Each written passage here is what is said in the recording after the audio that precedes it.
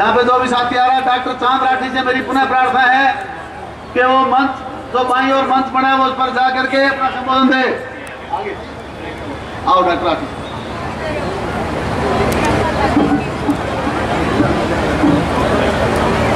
आज यहाँ आए हुए सभी लोगों को मैं सबसे पहले नमस्कार करता हूँ। मैं अपना परिचय दे दूँ। मेरा नाम डॉक्टर चांद राठी है और मेरा नाम कोई इतना बड़ा नहीं है कि मैं कोई जाना माना चाह रहा हूँ, लेकिन मैं एक ऐसी संस्था से जुड़ा हुआ हूँ जो बहुत ही जानी मानी और इस समाज में क्रांति लाने वाली संस्था है। मेरा सबसे बड़ा परिचय ये है कि मैं संत रामपाल जी महाराज जी का शिष्य हूँ।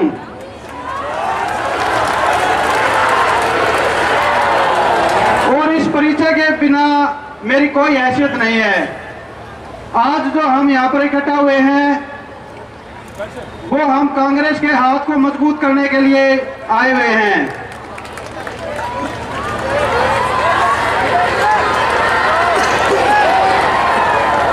पिछले 5 सालों में बीजेपी सरकार ने हमारे साथ जो जुल्म किए वो इस हरियाणा प्रदेश से छिपे हुए नहीं है।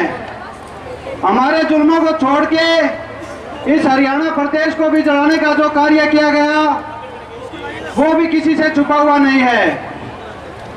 हरियाणा में चाहे जातिवाद का जहर घोलना हो या हमारे साथ हो रहे अन्याय हो, इस सरकार ने अंग्रेजों के शासनकाल की याद दिलाने में कोई कसर नहीं छोड़ी।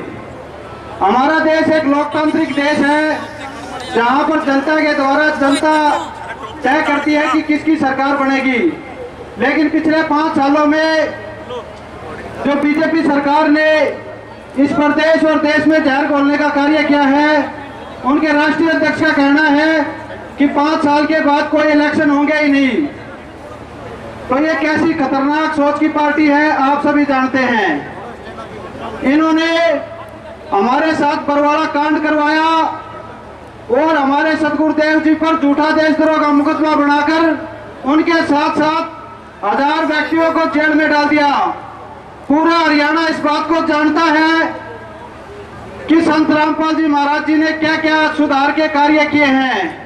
संत रामपाल जी महाराज के आज पूरे विश्व में 2 करोड़ 20 लाख शिष्य हैं जो ना दारू पीते हैं, ना सिगरेट पीते हैं, ना दहेज लेते देते हैं, ना कोई अन्य कृति करते हैं। एक ऐसा समाज जो संत रामपाल जी महाराज बनाने की ओर अग्रसर थे, उस कार्य में सबसे बड़ा रोड़ा इस वर्तमान बीजेपी सरकार ने अड़ाया है। और इस इलेक्शन में संत रामपाल जी महाराज की सर्वसंगत इस बीजेपी की कमर को तोड़ने का कार्य करेगी।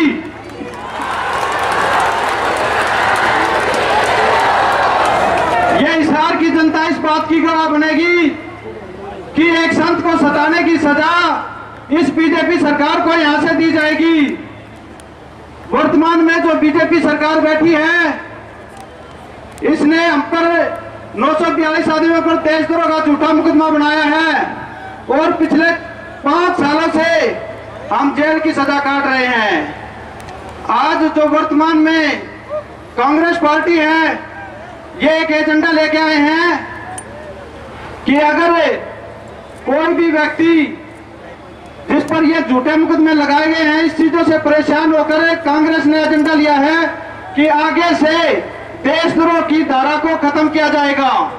क्योंकि जो वर्तमान बीजेपी सरकार है वो इस देशद्रोह की धारा का दुरुपयोग कर रही है। इसलिए हमें कांग्रेस सरकार के हाथों को मजबूत करना होगा और एक एक वोट सर्वसाध संगत का हम पूरी कांग्रेस को देंगे और भव्य बिश्नोई जी को देंगे।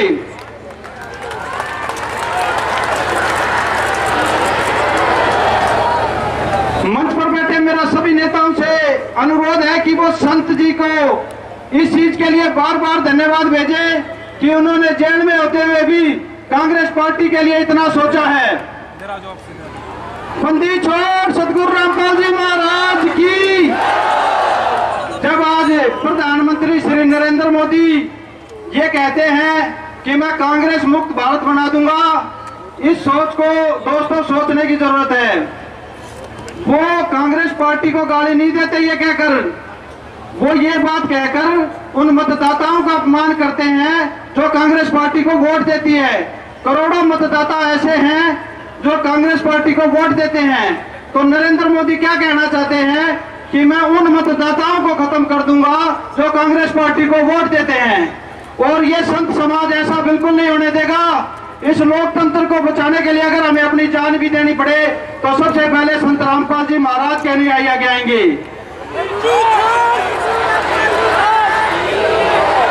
इस बीजेपी सरकार के साथ हमें लड़ते लड़ते 5 साल हो गए। हमारे पे झूठे देशद्रोह के मुकदमे बनाए थे, हमारे 6 भक्त मार दिए गए, हमें ही उम्र कैद की सजा दे दी गई, लेकिन हम इस संघर्ष से पीछे नहीं हटेंगे। वर्तमान बीजेपी सरकार की सोच है कि सभी साधु संतों को खत्म करके मनुवादी सोच इस देश पर लाद दी जाए। ना कोई इलेक्शन हो, ना कोई बोलने वाला हो, ना कोई इनके विचारधारा के खिलाफ बोले। मैं 5 मिनट की बात और कहूंगा, फिर मैं अपना भाषण खत्म करूंगा। आज जब हरियाणा में इलेक्शन का समय है तो बड़ी बड़ी बातें बीजेपी पार्टी करती है। मैं उनसे पूछना चाहता हूं, जब गुजरात के अंदर दंगे हुए, 4 व्यक्ति मारे गए और 96 करोड़ का नुकसान हुआ, उस समय प्रधानमंत्री नरेंद्र मोदी ने रात को 8 बजे हिंदी में और रात को 8:15 में गुजराती में राष्ट्र के नाम संबोधन दिया। लेकिन जब हरियाणा जाट आरक्षण की आग में जल रहा था तो उस प्रधानमंत्री के मुंह से आज तक अगर इस पूरे जनसमूह ने कभी जाट शब्द का नाम सुना हो या उसके बारे में एक भी शब्द उन्होंने बोला हो। इसके अलावा उनके एक सांसद हैं राजकुमार सैनी, जो लगातार इस समाज में जहर घोलने का कार्य कर रहे हैं। उनको लगातार नीचे से शह दी जाती है कि आप इस तरीके की भाषा का प्रयोग करो, आप इस हरियाणा में नफरत के बीज बो। आप हरियाणा को 35 बनाम 1 का नारा आज किसने दिया? ये बीजेपी ने दिया। कांग्रेस पार्टी का एजेंडा है सबका साथ सबका विकास। इस नारे को चुरा लेने से कुछ नहीं होता। आप इनकी सोच देखो, इनकी सोच है हरियाणा को बांटने की, तोड़ने की। कांग्रेस पार्टी का क्या एजेंडा था? जब 2004 में यूपीए की सरकार बनी तो श्रीमती सोनिया गांधी ने, जो एक क्रिश्चियन महिला है, अपने पद को एक सिख सरदार मनमोहन जी के लिए ठुकरा दिया और वही सिख प्रधानमंत्री इस पद की शपथ एक मुसलमान राष्ट्रपति से लेता है। तो वो लोकतंत्र था हमारा जो आज खतरे में है, और इस लोकतंत्र को हम बिल्कुल नहीं मिटने देंगे। इसके लिए संत समाज ये लड़ाई जारी रखेगा, आज भी और आने वाले विधानसभा इलेक्शन में भी। बोलो सतगुरुदेव जी की, बंदी छोड़ सतगुरु रामपाल जी महाराज जी की। मैं एक बार मंच पे बैठे सभी व्यक्तियों से निवेदन करता हूं, मेरे गुरुदेव यहां से सिर्फ 2 किलोमीटर की दूरी पर हो। एक बार इतना जोरदार नारा लगाया जाए कि उनको पता लगे कि लोकतंत्र को बचाने के लिए आज उनका संत समाज कांग्रेस पार्टी के साथ कंधे से कंधा मिला के खड़ा है। मैं मंच पर बैठे सभी लोगों से अनुरोध करूंगा कि दोनों हाथ उठाकर संत रामपाल जी महाराज जी की जय इतनी जोर से बोली जाए कि ये हिसार की 2 नंबर जेल तक जाए।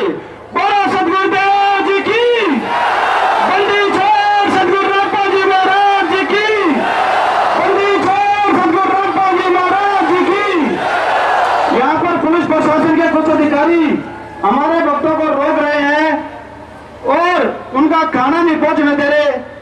एक विशाल जनसमूह आज भाई भव्य बिश्नोई के हाथ मजबूत करने के लिए आ रहा है।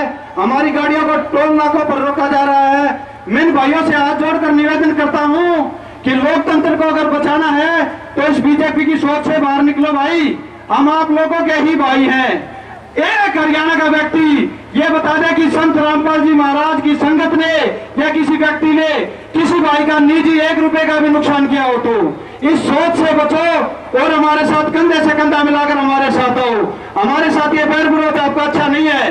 और आपका सुख हो दुख हो, चाहे जाट आरक्षण हो, चाहे SC/ST एक्ट समाज का जो कानून जो इस बीजेपी सरकार ने तोड़ने के लिए लेके आई थी, उस दौरान भी संत रामपाल जी महाराज के समर्थक SC/ST एक्ट कानून को लाने के लिए इस पूरे प्रदेश में जितने भी जिले हैं जिले वाइज ज्ञापन दिया था और SC/ST समाज के साथ खड़े थे। तो जो विचारधारा संत रामपाल जी महाराज आदि समाज में लेके आने हैं उस समाज की विचारधारा के साथ हो, ना कि इस विरोध के साथ। मैं एक बात और कहता हूं आपको कि जो जहाज है वो रुकता नहीं है पक्षियों के आने से, तो इस मार्ग में सहयोगी बने ना कि विरोधी बने। बोलो सतगुरुदेव जी की, बंदी छोड़ सतगुरु रामपाल जी महाराज जी की। दोस्तों, हमारा ये सपना तभी पूरा हो सकता है जब हम बीजेपी सरकार को यहाँ से उखाड़ के फेंकेंगे। इसके लिए यहाँ हुए सारे जन समूह से मेरी एक ही प्रार्थना है कि सभी ने एक एक वोट कांग्रेस पार्टी को देना है। और मेरा जो संगठन है, जो मेरे गुरुदेव का संगठन है, वो इतना व्यवस्थित संगठन है, मेरे को पता है कि एक एक वोट कांग्रेस पार्टी को जाएगा। और कांग्रेस पार्टी हरियाणा के अंदर ही नहीं पूरे देश के अंदर बहुत भारी बहुमत से आएगी। और इसी के साथ मैं अपने शब्दों को समाप्त करता हूँ। बोलो सतगुरुदेव जी की, बंदी छोड़ सतगुरु रामपाल जी महाराज जी की। जो भी संगत इधर उधर रोडों पर घूम रही है उन सभी से निवेदन है कि मंच पर बहुत से माननीय व्यक्ति आ गए हैं, इनके विचार सुने और अंदर आ जाए। और रैली में ऐसी व्यवस्था दिखानी है, ना कोई गंदगी होनी चाहिए और ना कोई शोर शराबा होना चाहिए। हमें ये लगातार 5 साल से जो डिसिप्लिन इस हरियाणा इस हिसार प्रशासन को हम दिखाते आ रहे हैं, वही प्रशासन को आज हम दिखाएंगे कि ये जो संत रामपाल जी महाराज के अनुयायियों को आप उपद्रवी मानते हो, ये उपद्रवी ना होकर भगत हैं और ये संत के तुल्य हैं। बोलो सतगुरुदेव